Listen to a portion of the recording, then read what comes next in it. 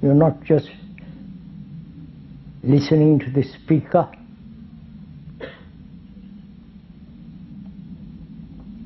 expecting for this, to find out what his answer is to all this, what is his activity, his responsibility. But that's a wrong question, if one may point out. It is what is our responsibility, not the speaker's responsibility. Only. It's what is the responsibility of each one of us. And the world is aflame, burning. Thousands are suffering in the name of country, patriotism, and all that nonsense that is going on in the world. So we ought to, during these few talks here and questions, we ought to think together over this matter. We ought together, not being committed to anything, to no group, to no politics, to no religion, to no country.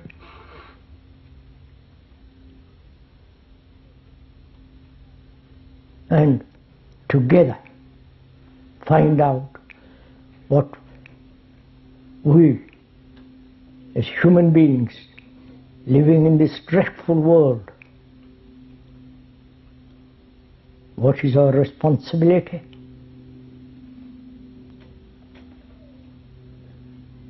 What's our natural response to all this horror that's going on?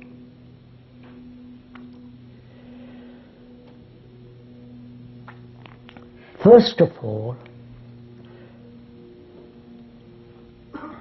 human beings throughout the world, East, West or Middle East, are going through great many difficulties.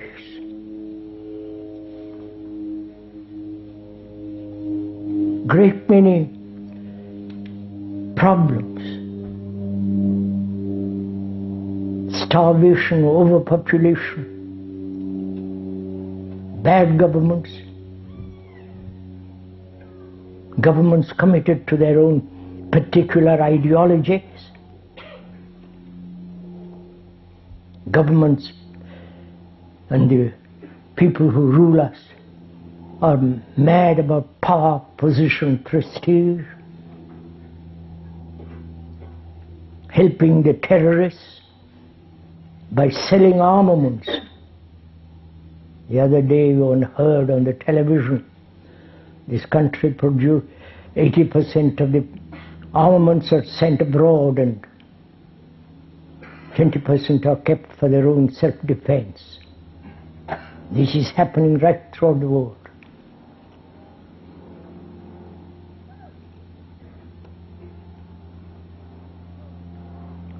And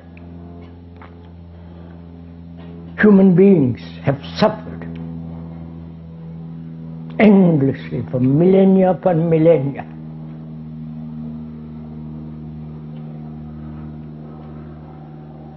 And have found no answer to all this. And more we are becoming dependent on outward environmental control, trying to find answers on outward activity through governments, through special laws and so on, all outward peripheral activity.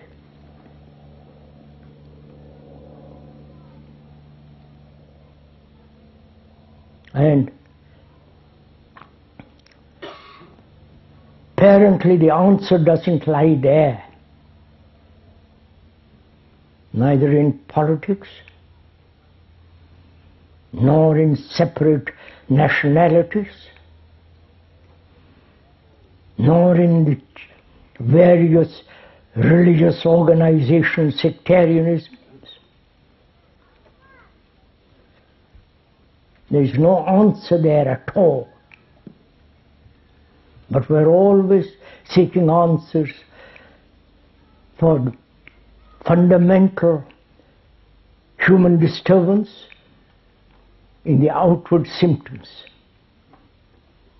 We're trying to deal with superficial symptoms without going very, very deeply. And why human beings throughout the world are behaving as they are. Callous, indifferent, totally concerned with themselves.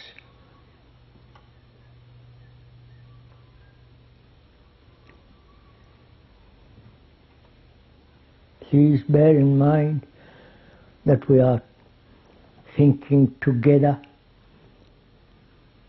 not merely listening to the speaker, but be concerned with our responsibility, with our activity of our minds and our hearts about all this.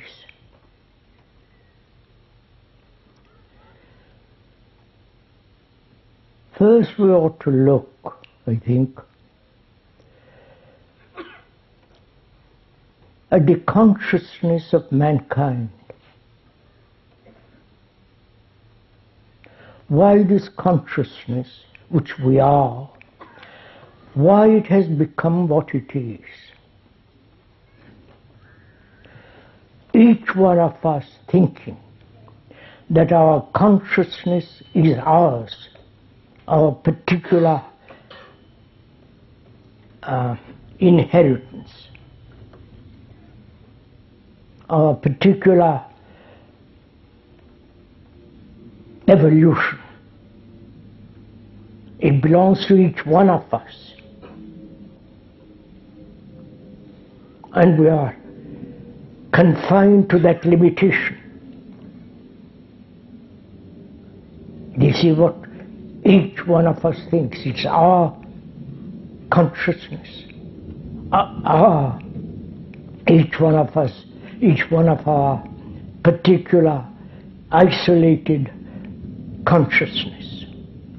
Right? That is a fact.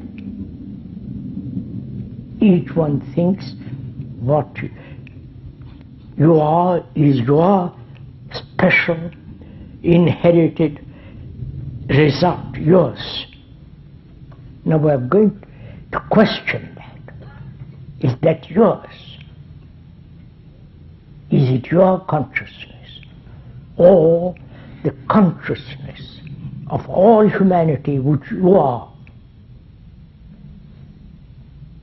That is, all human beings throughout the world, wherever they live, under whatever climate, under whatever government, religion, they go through great fears, anxieties, sorrow, misery, some vague happiness. This is the common lot of every human being, right? Of every human being.